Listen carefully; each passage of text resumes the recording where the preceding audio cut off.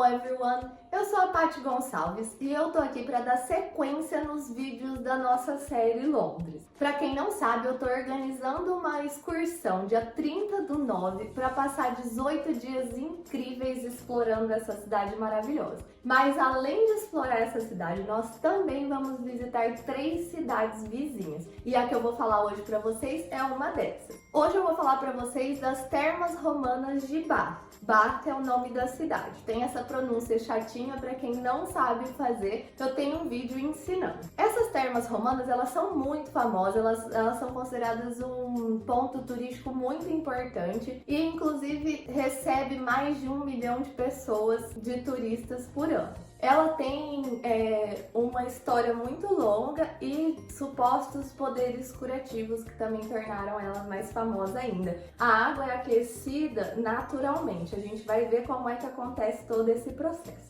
Bom, a primeira vez que foi mencionado sobre banhos romanos nessa área foi em 75 d.C., na época do imperador Vespasiano. Mas existem relatos, tem um escritor chamado Godofredo Monmouth, que em um dos livros dele, ele relatou sobre um rei em 836 a.C.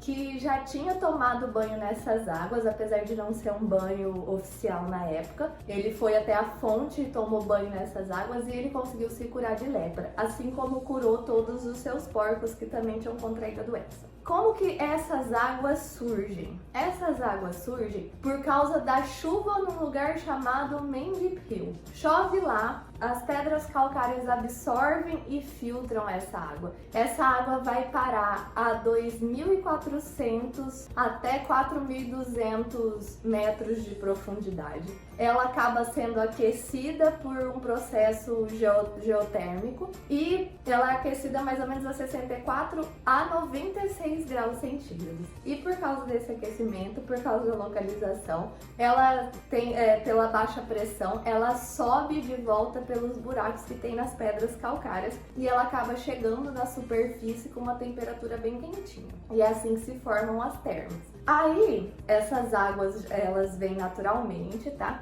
Elas, por dia, vêm 1.170.000 litros de água. Então é muita água que brota dessa fonte todos os dias. É extremamente natural, tá? Por mais que tenham várias construções em volta, o aparecimento dela é natural e eles construíram em volta dessa água que apareceu. Bom, e qual é a história dessas águas? Essa história vem desde a época dos celtas. Na verdade, essa cidade antes chamava Sulis. Sulis era uma deusa que os celtas cultuavam. E muito depois, quando os romanos dominaram a Britânia, eles trocaram o nome da cidade, mas não trocaram muito, tá? Eles trocaram para Aqua de Sulis, que nada mais é do que a água da Sulis. A Sulis é uma deusa celta, que a equivalente romana seria a Minerva. O templo romano, ele foi construído entre 60 e 70 depois de Cristo. E o resto do complexo ele foi construído nos próximos 300 anos. Várias coisas foram construídas, foi muito utilizado até o século V, porém caiu em desuso. E depois que ele caiu em desuso, ficou parado lá, acabou por ser soterrado naturalmente, tá? Por erosão natural. E aí ele foi soterrado mais ou menos no século VI e ele só foi redescoberto muitos séculos depois. No século XII, João de Tours foi o primeiro a fazer um banho de águas curativas. E aí depois, em 2016, foram construídos...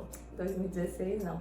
No século XVI, foram construídos mais banhos, tá? Que eles nomearam de Queen's Bath, que fica no sul do manancial. Em volta disso, foi construído no século XVIII pelos arquitetos John Woods. Esses arquitetos, além de construírem esse complexo, eles perceberam que essa cidade estava sendo muito usada pela elite londrina, pelas pessoas de Londres. E eles decidiram reformar toda a cidade e fazer as casinhas ficarem parecidas umas com as outras, todas no estilo neoclássico. Essa ideia deu tão certo, não só atraiu muito mais o público da elite, como acabou tornando a cidade local de interesse histórico da ONU em 1987. E o templo que foi construído no complexo Ele hoje é tombado também com grau 1, que é considerado um grau de uma importância muito grande.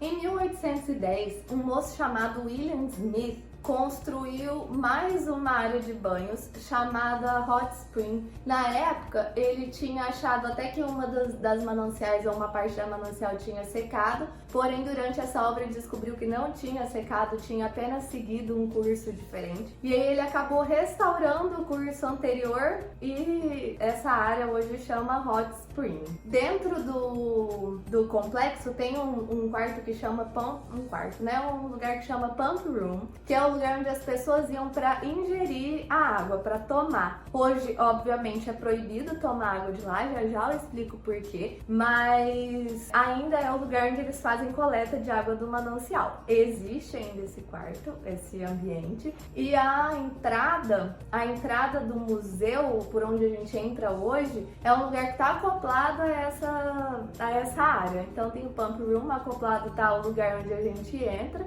Esse lugar que a gente entra, ele foi construído em 1897, e ele tem um telhado de vidro, de cristal, na verdade. E aí, esse Pump Room ele foi construído basicamente 100 anos antes, ele tem uma história para essa construção. Ele começou a ser construído por um cara chamado Baldwin, que começou a construção em 1789, e em 1791 ele renunciou, e aí um moço chamado Palmer continuou a construção até 1799 para o que é hoje, tá? O complexo, na verdade, ele é uma construção muito complexa, mas ele é uma construção muito cheia de detalhes, com riqueza de detalhes. Tem 4 colunas muito importantes no estilo coríntio. Ele possui na entrada 2 imagens de 2 tritões. Tritões não é entidades que falam, são, meu Deus, personagens mitológicos que são metade peixe e metade humano. E eles são os servos do rei das águas, que é Netuno. Bem nesse lugar também tem algumas mulheres, tem desenho de algumas mulheres, onde elas estão segurando cestos com carvalho, que na época isso era sinal de vitória. Então quem fez quis passar essa sensação de vitória. No alto do complexo tem uma estrela, e acoplada à estrela tem uma suposta gárgona. Primeiro, o que é uma gárgona? Gárgona é uma outra personagem mitológica que é um rosto de um monstro com traços femininos, e que eles acreditam que quem olhar fixamente para a gárgona se transforma em pedra. Porém, a imagem que tem lá embaixo, né, nesse complexo, ela tem características masculinas. E então alguns estudiosos duvidam que seja uma representação de gárgona e acham que talvez seja uma representação de algum outro deus que os celtas cultuavam, como o deus do mar, dos oceanos ou o deus do sol. E o museu? O museu, ele mostra vários artefatos, ele expõe os artefatos de coisas que as pessoas jogaram como oferta à deusa Sulis ou à deusa Minerva, dependendo da época. Então tudo que já foi jogado lá nas águas como oferta, eles retiraram e colocaram no museu. Eles acharam mais de 12.000 moedas romanas. E eles também, em 1727, eles encontraram um rosto, né,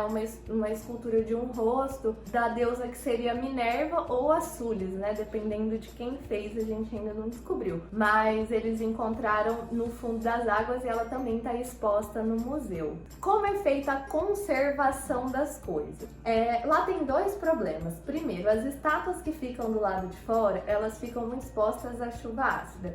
Então, periodicamente, eles têm que passar verniz nas estátuas para elas durarem mais. Além disso, as coisas que estão no interior do complexo, elas sofrem muito por causa da temperatura e o vapor da água. Então, o ambiente é muito quente e úmido. Então, eles tiveram que fizeram só em 2006, então pouco tempo atrás, eles tiveram que fazer toda uma estrutura de ventilação para tentar preservar mais esses artefatos, tá? Uma coisa muito importante é sobre a segurança da água.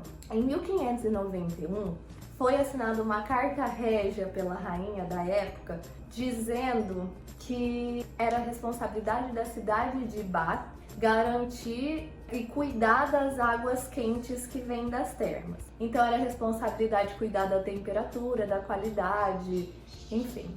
tudo que fosse responsabilidade em relação a essas termas, de manutenção. E aí, estudando essas águas, eles descobriram que a água é cheia tem alto teor de cálcio, sódio e íons de cloreto e de sulfato. E o que torna ela um pouquinho tóxica, mas o que torna ela mais tóxica, principalmente para banho, é o fato de que para chegar até as termas de Bath, ela passa por canos que tem alto teor de chumbo. Lá atrás, quando eles foram fazer algum tipo de construção, eles usaram muita pedra em volta em chumbo. Então esse chumbo super contaminou a água. Essa água não é própria para consumo e não é própria para banho. Mas a maior preocupação deles em relação à água e a banhos na água é a temperatura da água.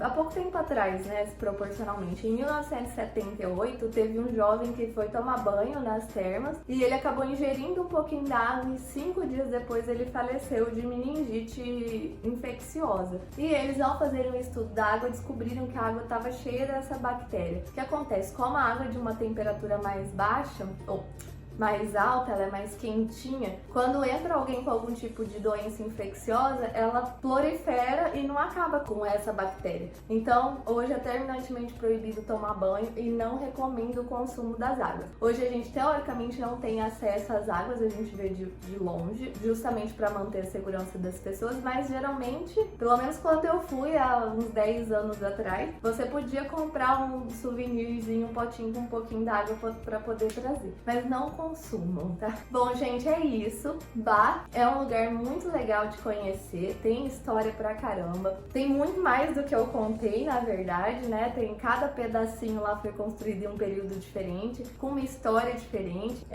e muito incrível o fato da água, bom, eu acho incrível, né? O fato da água chegar quente lá em cima, ter todo um processo que garante que isso tenha acontecido pelo menos por 4.500 anos. Eu recomendo muito visitar lá e faz parte da nossa excursão. Espero que vocês tenham gostado. Nossa próxima parada é Stonehenge, que também é um lugar maravilhoso. Vejo vocês na próxima!